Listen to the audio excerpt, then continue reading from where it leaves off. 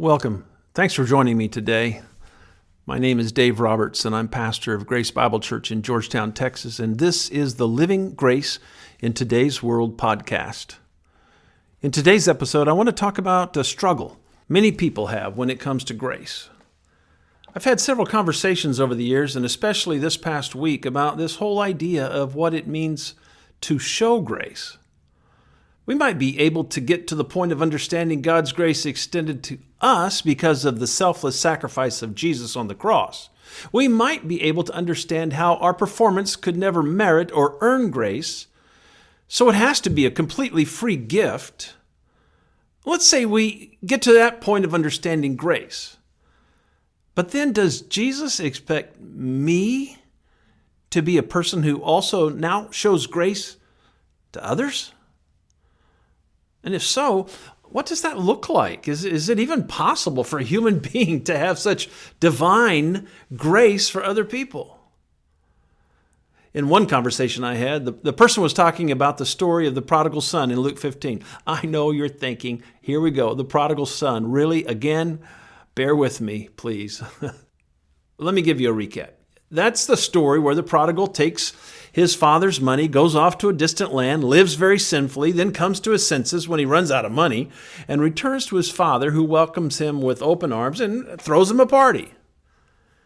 This person was telling me how hard it is to be the father in the story when it comes to others who have not behaved well. She said, I don't think I would be all that excited to have a party. After all, what assurances do I have that this prodigal is not just using me for his own selfish reasons, taking advantage of grace? How do I know they're truly repentant and have truly changed?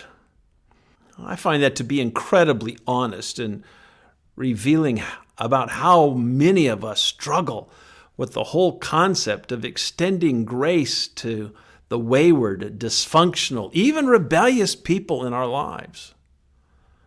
After all, there's nothing in the story of Luke 15 that indicates the prodigal is going to live up to his commitments or is not going to relapse into distant land living again. Should complete pardon, complete no strings attached grace be granted?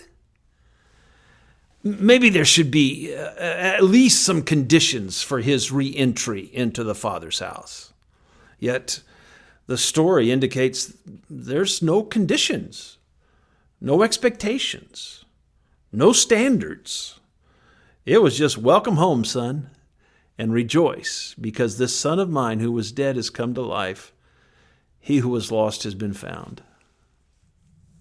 So let's just wrestle with that a bit.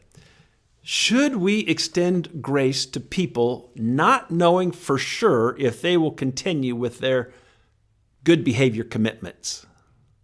Think of it this way. If the goal is to help them live up to the new life they have, what's the best path to get there? On one hand, we could have some behavioral benchmarks for them in their spiritual growth, which include the gaining of some knowledge, yes, and the overcoming of sinful patterns and the initiation of some good deed routines in their life. We could monitor their progress in all this, highlighting their successes and, dishing out some penalties for missteps in their spiritual plan, all in the hope of bringing about better behavior. Or, on the other hand, we could just lavish grace on them with no strings attached, no conditions, nothing, just grace. Which of the two has the best chance to produce the life, the true change they desire? Reminds me of a story from the Civil War during the era of slavery. A rich northerner went to a slave auction and purchased a young slave girl. He didn't do it to own her, but to free her. After the purchase, as they were walking away together, the man turned to the girl and told her, "You're free." She looked at him with this disbelief. She couldn't understand what he was saying, and so she began to ask questions to see what "you're free" really meant. She says, "Do you mean I am free to do whatever I want? Of course, he said. Can I say whatever I want? Of course, anything. Are you saying I can choose to be whatever I want to be? Absolutely. And one more question, she says. Does this even mean I can go wherever I want to go? The man said, absolutely, yes. You can go wherever you want to go. She looked him straight in the eye and said, then I'm going with you. As human beings, we are so behavior-based that we think controlling or manipulating the behavior of others is the only way to help them change. We can't just set them free. We go around holding people to standards and then relationally punish them for their failures, and we've convinced ourselves it's for their own good. We want to keep some form of relational leverage over them. We can't just set them free, can we? And what I'm saying is that if you really want to see them change, set them free. Sometimes I look back at sermons I preached 15, 20, 25 years ago, and I end up telling God how sorry I am for the things I said. I remember back then each Sunday trying to construct a sermon that would highlight the benefits God would dish out if people would just change. I would include the consequences of sin and performing poorly also. I would craft it in such a way to make people convicted to make promises to God to change. Well, actually, the word convicted is not the right word. I made them feel guilty, to spark them to necessary behavioral corrections to be a better performing Christian. And yet, year after year, you know what I noticed? People struggle with the same issues, the same sins, the same lack of spiritual growth. And what I've come to find out is this. There's only one way to live the Christian life successfully, and that is to give up trying to live the Christian life successfully. Only Jesus can live the Christian life because it's His life. So we invite Him to live His life through us, as us. If what I need is improvement in my behavior, that will not happen when I'm trying to improve my behavior, but will only come by giving Jesus my complete attention. He bought us like the northerner bought the slave girl. And when He bought us, He set us free, which just makes us want more and more of Him because He is so good to us.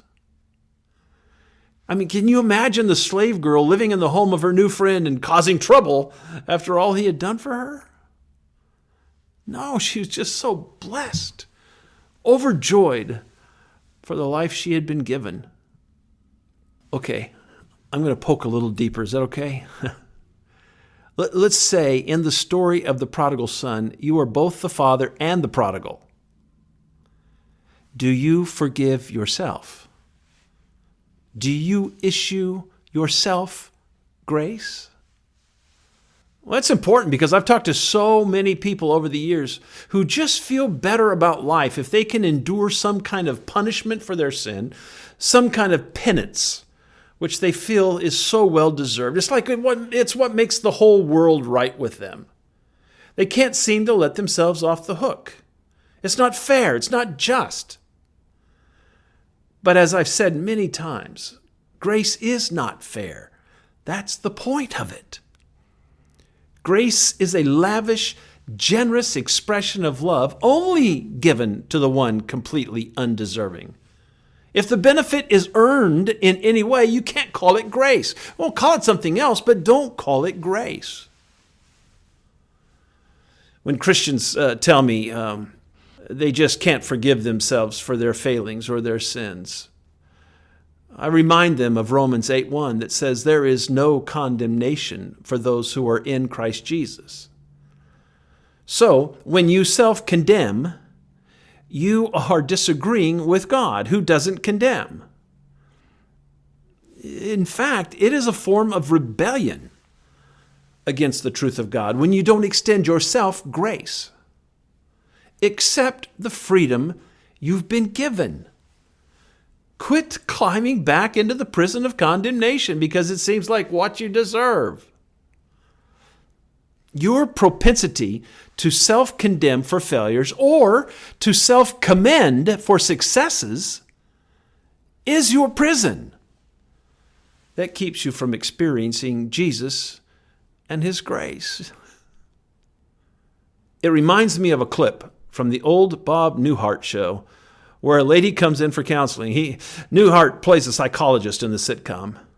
And this lady just begins pouring out her heart and how she has this great fear of being buried in a box, and it paralyzes her, and she can't go into anything that looks like a box. And the psychologist, says, okay, I have 2 words for you.